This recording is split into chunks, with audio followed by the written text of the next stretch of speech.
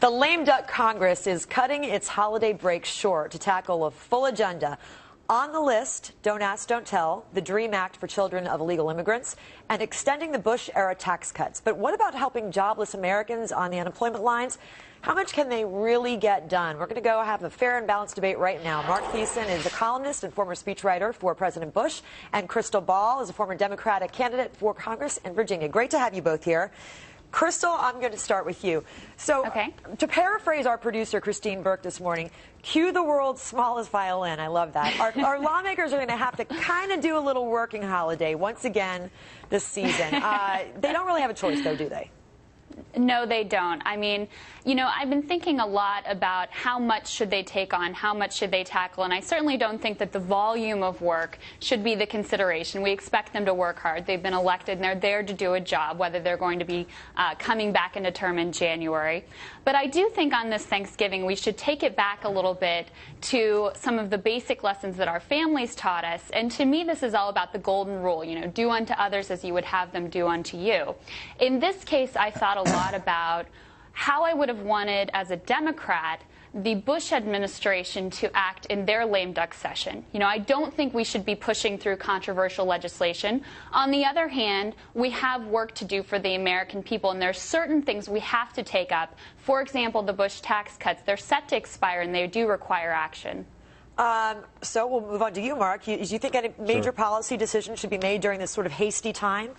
Absolutely not. I mean, if I'm thankful for anything this Thanksgiving, I'm thankful for the American people for electing this Congress. The American people just fired this Congress. This was the largest shift in seats since 1948. What that means is there has not been a lame duck Congress that has been more discredited in more than 6 decades. They have no legitimacy. They should not be doing anything of substance. The only thing they should be doing is keeping the doors of government open while they pack their bags and prepare their resumes and let anything that's of substance be taken care of by the new Congress that's coming in that was just elected by the American people. They should not be tackling any controversial issues or doing anything other than keeping the government working. And the indication is that House Republicans will be back very, very, very soon, real early working. Incoming Speaker John Boehner says Republicans are going to try to really push that health care, repealing health care. Krystal, that doesn't make Democrats very happy, does it? Well, it doesn't, of course. I mean, we fought hard for health care. I personally supported the bill. I would have voted for it had I been in Congress. I also recognize the bill isn't perfect, but I don't think repealing it is the right thing, and a majority of Americans agree with me and support many of the key provisions which were in this bill. I would be very excited about an effort to work together to improve the bill as it is and to really continue to push forward and improve our health care system for all Americans. Mark? Well, I think if you look at what is the job of Congress? The job of Congress has by the Constitution the power of the purse. Their job is to pass spending bills. They have not passed a single spending bill as we come up on the last few weeks of this session. So they have not done their job. What they did for the last 2 years was focus on a government takeover of health care, government takeover of the banks, and all the other things that led the American people to fire them. And so if they go into this lame duck session saying, hey, let's take on Don't Ask, Don't Tell, let's take on an arms control treaty with Russia, let's change the tax structure of this country, they have no legitimacy to do any of that. So they need to focus on keeping the doors of government open. One thing, though, with the arms treaty, this is a Senate measure to ratify this treaty, and we still actually have a majority in the Senate. The other thing I would disagree with you on, Don't Ask, Don't Tell. You know, I completely agree we have to act with humility, but this election was not a referendum on Don't Ask, Don't Tell. If it had been, we as Democrats would have done a heck of a lot better because the majority of Americans, most polls show, actually support repeal of Don't Ask, Don't Tell. We've also been waiting for this report to come out.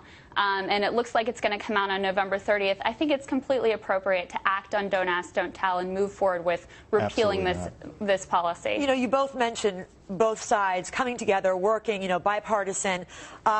Would be very nice if that did happen. But, you know, there is this school of thought out there that liberal Democrats are sort of hoping that Nancy Pelosi kind of goes in there and maybe acts as a sort of reining in Obama so that he doesn't head a little further to the right than the Democrats would like. Do you see that that being the case, Krystal? You know, I would hesitate to predict exactly what's going to happen. I can say from my perspective. Well, you are Krystal Ball. Maybe you should be able to do that. I'll have to work on my predictive powers. But no, you know what I personally would like to see, and what I think is honestly the most important issue facing our country, is figuring out a way to rebuild trust and rebuild a working relationship. We can disagree on the issues, we can disagree strenuously, but it's not personal. At the end of the day, we have to love each other. We have to find a way to work together because our country really needs our legislators right now. Well said on Thanksgiving Day. Thank you very much, Krystal. Mark, you as well. Thanks for joining us today. Happy Thanksgiving. I like your little joke there. That was cute. Thanks. Very nice, Huddy. All right, it's a holiday tradition for many